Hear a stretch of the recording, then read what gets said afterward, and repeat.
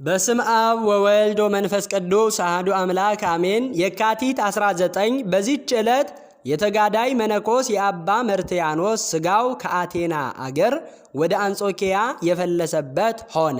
እርሱም ሽንገላ በኃጢአት ልትጥለው በወደደች ጊዜ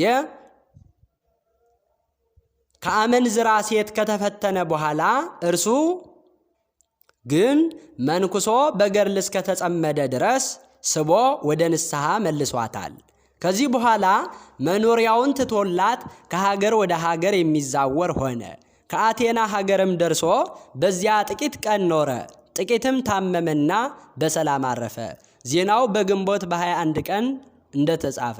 የከበረ ቴዎድሮስም ለአንጾኪያ አገር በከሃዲው የፋርስ ንጉሥ ዘመን ሊቀ ጵጵስና በተሾመ ጊዜ ይህ አባት የካህናት አለቆችንና ምእመናንን ልኮ ሥጋውን ከአቴና አፍልሰው ወደ አንጾኪያ ከተማ አመጡት።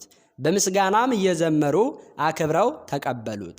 ሊቀ ጳጳሳቱም ተሳለመው፣ በሳጥንም አድርጎ በቤተ ክርስቲያን ውስጥ አኖረው። በዚህችም ዕለት በዓልን አደረጉለት። ለእግዚአብሔር ምስጋና ይሁን፣ እኛንም በጸሎቱ ይማረን፣ በረከቱ ከእኛ ጋር ትኑር ለዘላለሙ አሜን።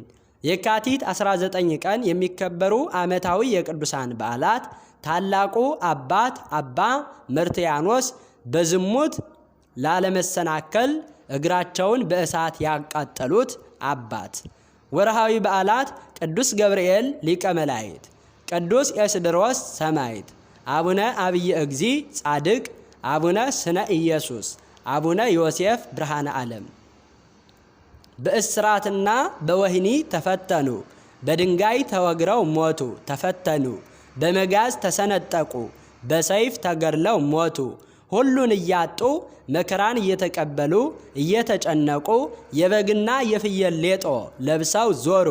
ዓለም አልተገባቸውምና በምድረ በዳና በተራራ በዋሻና በምድር ጉድጓድ ተቅበዘበዙ።